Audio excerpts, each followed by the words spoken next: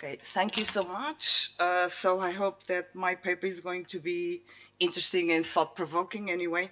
So without further ado, my paper is entitled Annie Proulx's Wyoming Stories, as you can see, deconstructing male and female roles in the American West.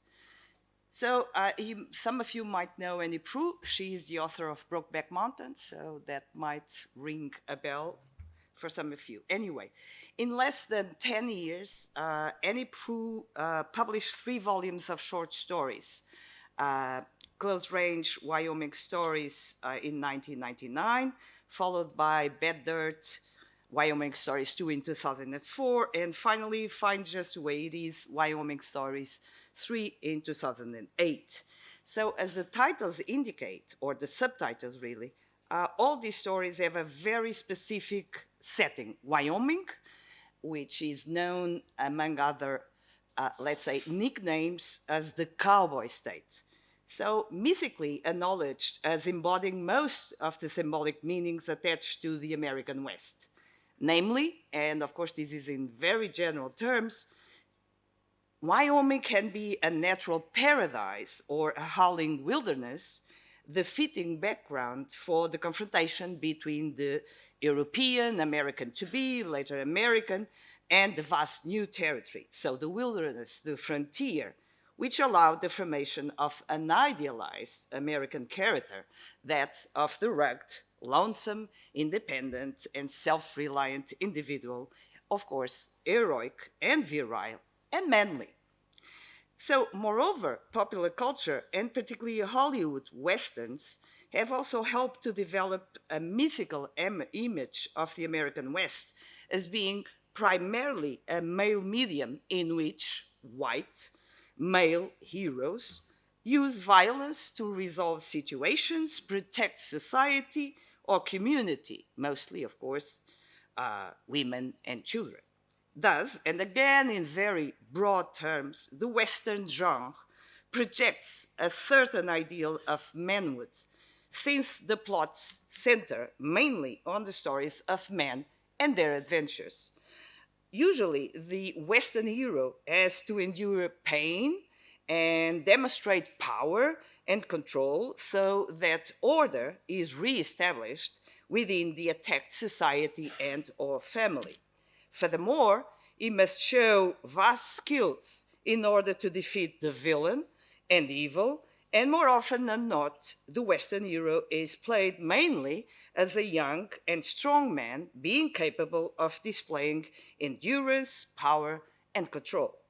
In a way, Western genre movies, for instance, as well as many literary works concerning the West, such as it has been referred, oh, sorry, I don't want this.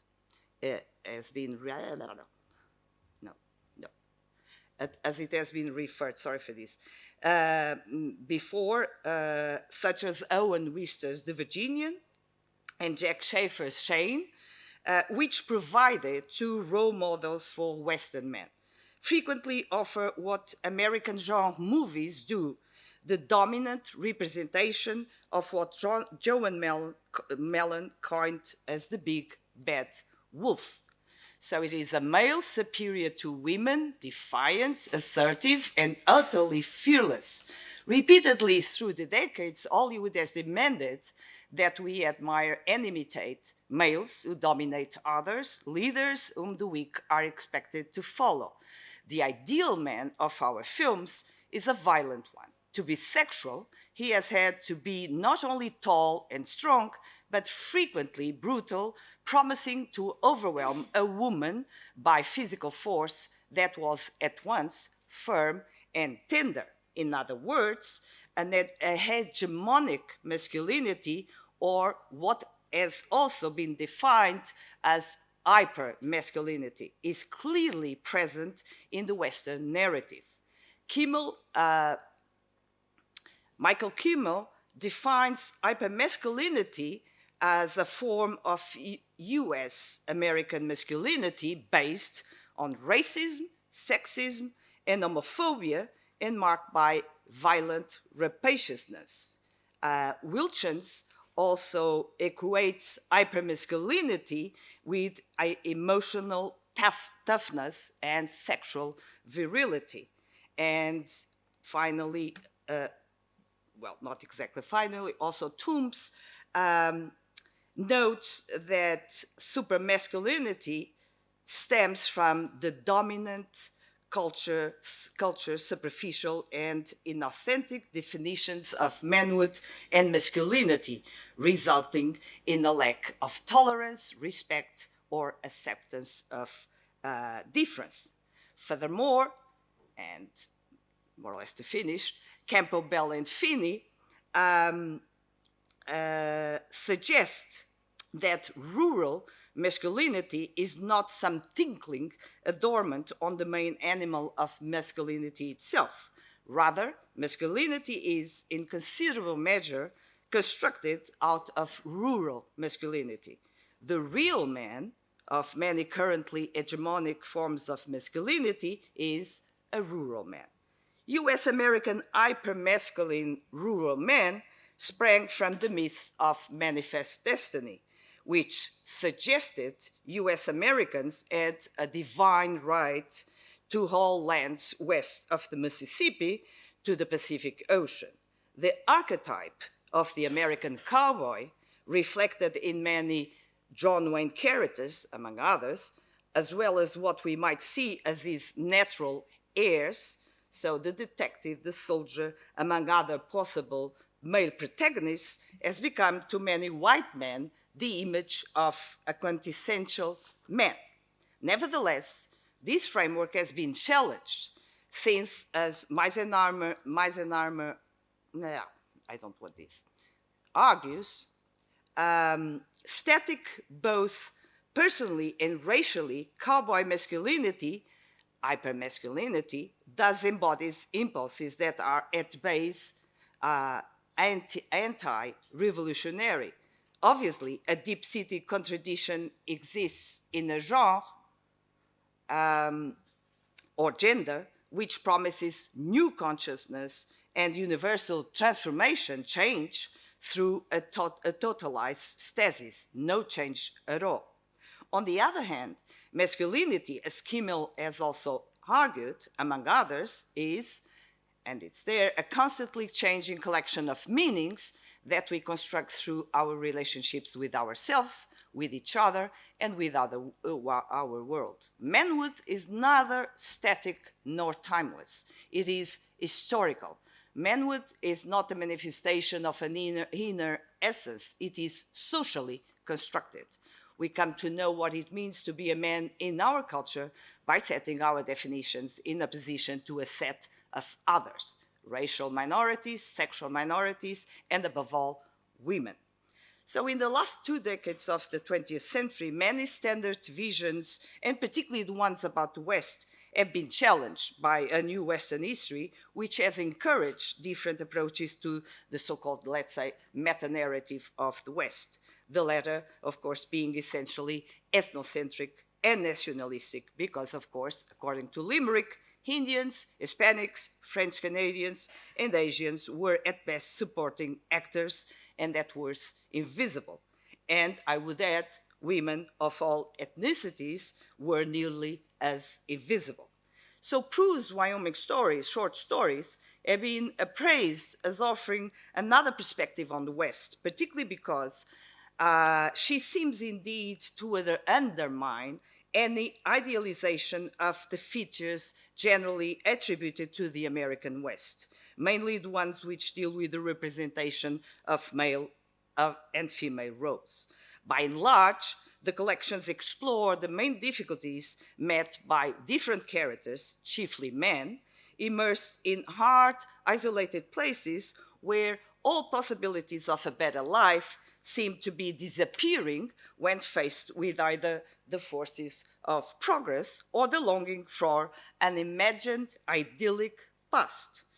Both genders, both male and females, have to struggle against various obstacles, including, of course, social, economic difficulties and adverse environmental conditions. The social realities represented in the short stories are diverse And in each of them, the characters occupy a place that has been assigned to them by a social system in which the gender divisions are extremely accentuated.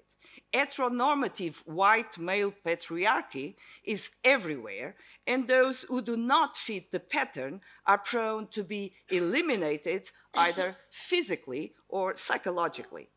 So Proulx's short story, very well-known short story, Brokeback Mountain, may offer a paradigmatic example of how the male role has been bettered, although its importance might have been overshadowed by the critical clamor its adaptation into a movie by Ang Lee in 2005 has caused, thus transforming the debate into a question of deciding whether it was a gay cowboy movie, either in an appreciative or derisory way, or a universal story about forbidden love between two human beings who in this case just happen to be men.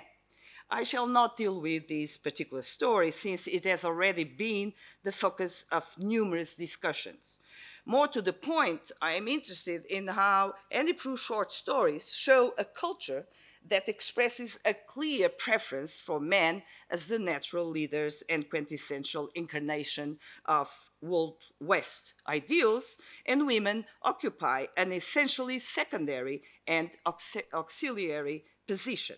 Proulx shows how this dichotomy is introduced to children from an early age, not only in the different tasks that are assigned to boys and girls, but also in the different ways in which they are treated. Looking at the short stories that portray family realities, we find that girls generally have a less facilitated childhood than the boys. Those are the cases in The Bench Grass Edge of the World and Tits Up in a Ditch, where the main female characters, Otalina and Dakota, are continually given different and inferior roles within their families while growing up. Although the adult Otaline begins to be treated with more consideration by her father, this is because she reveals talent and a taste for ranch work, and her brother is revealed to be inept for it. Dakota, who is perhaps the most prominent case of parental neglect of girls in the Wyoming stories universe, is a victim of her grandparents, Verl and Benita's resentment at being born a girl.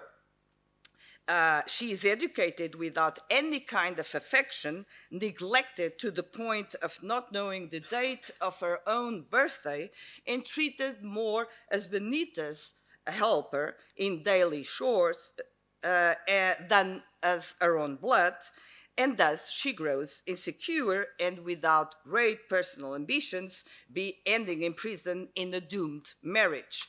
In opposition, Dakota's son, little Verl, is the object of the affection of his grandparents, and this perplexes Dakota.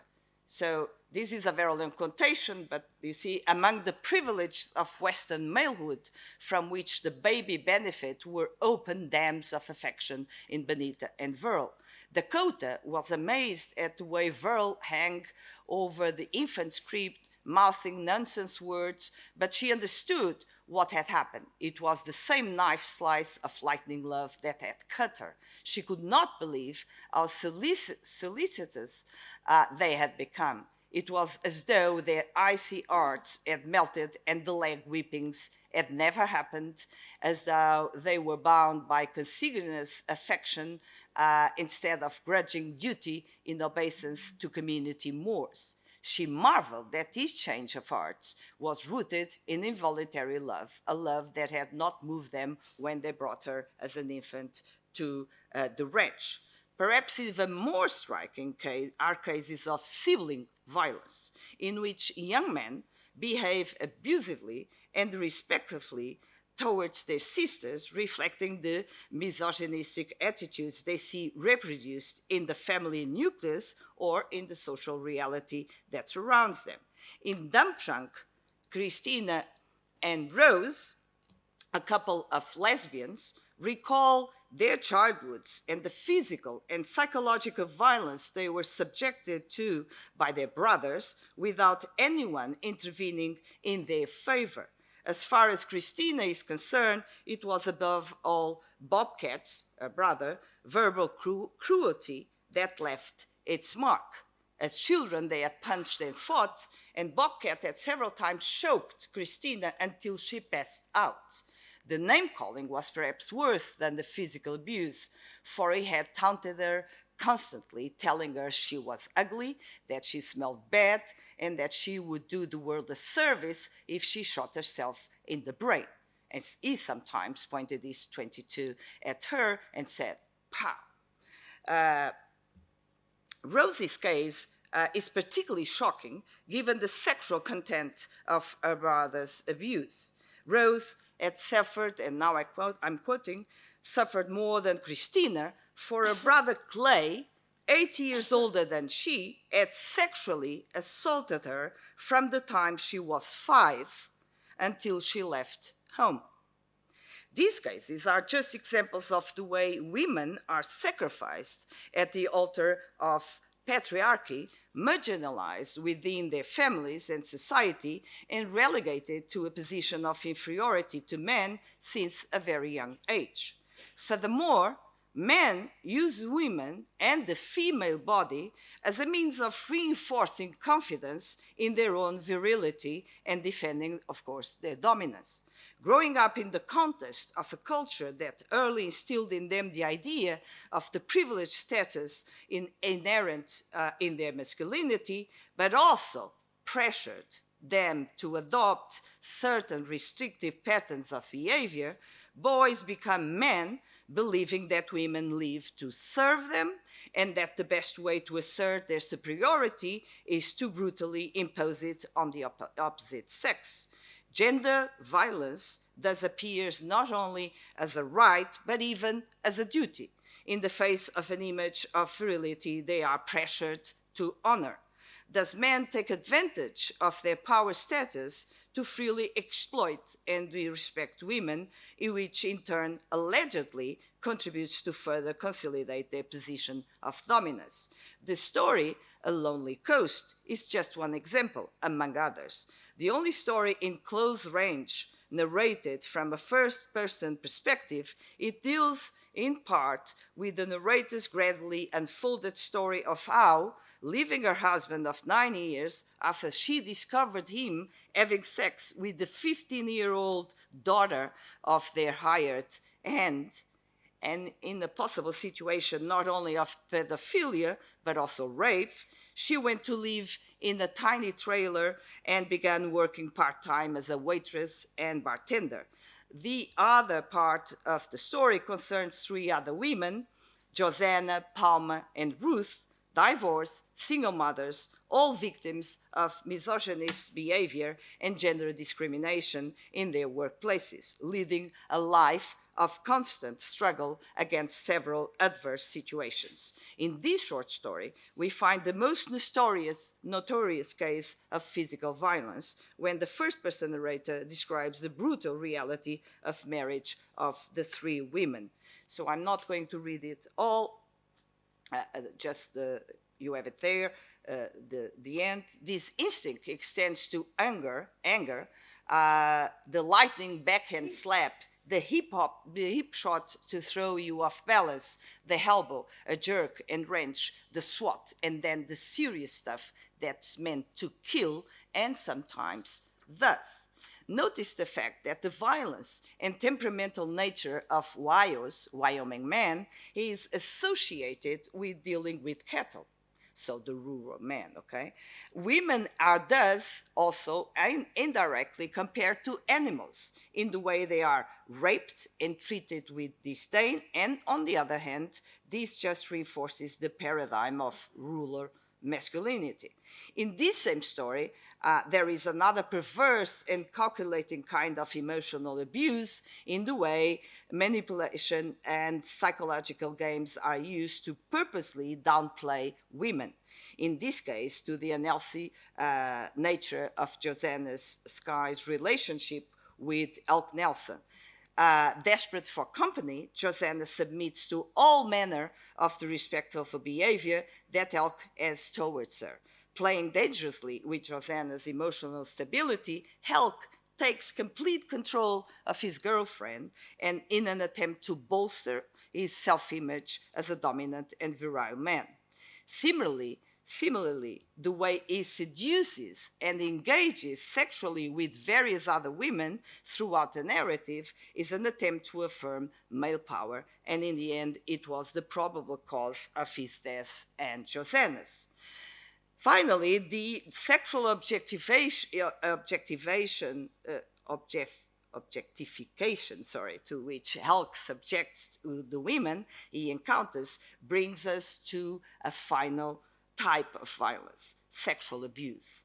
After all, this reduction of women to the sexual dimension of their body can lead relatively easily to the transgressive behaviors. As far as sexual abuse situations are concerned, perhaps the most striking one is Diamond felt on Londa in The Mud Below. Diamond is ridiculed from a young age because of his short stature and physical fragility, which earned him nicknames like half-pint, baby boy, shorty, kid, tiny little guy, sawed off. And consequently, he is very unsure of his virility. Diamond seeks answers in the only model of masculinity that is universally accepted in the state where he lives. He immerses himself in the culture of the cowboy, entering the circuit of rodeos, an occupation that carries with it a bohemian life with lots of alcohol and sex and violence to the mix. Committed through these behaviors to proving himself and others of his masculinity, Diamond goes even further by using the female body to engage in this violence. He is a virgin at the age of 18, and not many of either sex in his senior class were, let's say, in that condition. Diamond enjoys his new status and the injection of confidence he receives to indiscriminately seduce girls. He divided, and I'm quoting, headlong into the easy girls, making up for the years of nothing. But we can only truly speak of a case of concrete violence when Diamond rapes Londa in the back seat of a car. I'm not going to read the quote, it's there. So sexual violence of this nature compensates Diamond for his belated loss of virginity. At the same time, this kind of sexist brutality can be interpreted as a symbolic revenge of Diamond against his mother, his great female reference figure who actively contributed to the joking comments about his stature. Diamond will thus be punishing the women he abuses in response to the humiliation he was subjected to by the one who raised him. The complex of inferiority Diamond has developed is also reflected in the fact that he is consciously looking for tall women as if possessing them contributes to filling the missing inches and compensating for his unmanly appearance. The female body thus becomes an object through which the man who lives unsure of his masculinity discharges his fears and frustrations. Sexual performance and the mastery of the female body through the use of force or not thus appears as mechanisms to remedy the insecurities of a wounded and diminished ego while simultaneously releasing adrenaline and forgetting for a moment the anguish. The illusion of power and the idea that it will thus correspond to a dominant masculinity pattern lead Diamond to cowardly instrumentalize women through sexual violence and subsequently self-legitimize his actions. Just as bull riders in the contest of rodeo try to dominate bulls or horses, so men impose their possession of the female body as a way of asserting their power and virility. Thus, the value of women lies in the functionality of their bodies and the services they can possibly provide for the preservation of male hegemony. As Kimmel observes, this is masculinity as, there was another quotation here. This is masculinity as a flight from the feminine and is, at the same time, masculinity as homosocial enactment, meaning that manhood is demonstrated for other men's approval. In the end, it is other men who evaluate the performance. Literary critic David Leverance argues that ideologies of manhood have functioned primarily in relation to the gaze of male peers and male authority. So Proulx's Wyoming stories show the prevalence of a project of masculinity that leads women to an inferior position and men to perform their masculinity. And yet, there is a general refusal to revise these cultural structures that seem to some extent untouchable.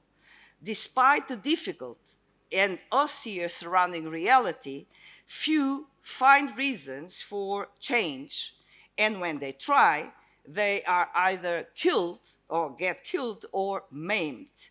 It is in this tension between change, pride and affection for old habits and the incongruity sometimes of their preservation that Proulx rests part of her narratives. In this sense, women are often shown as victims and at the same time as perpetrators of cultural teachings and practices that can have profoundly negative effects on Wyoming's individuals and social reality.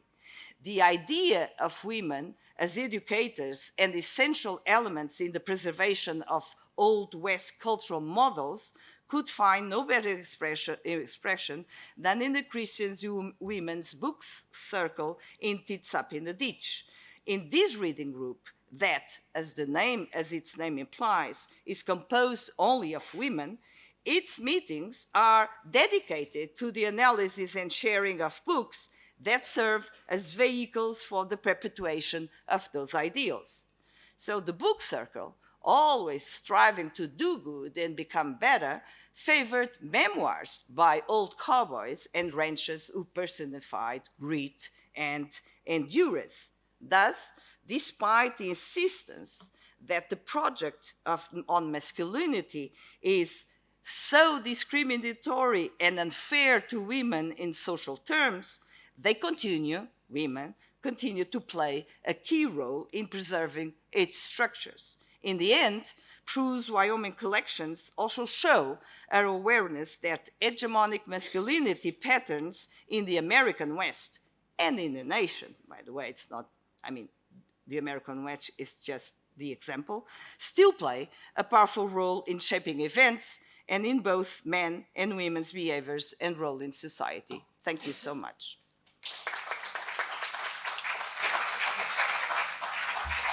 Thank you, Isabel.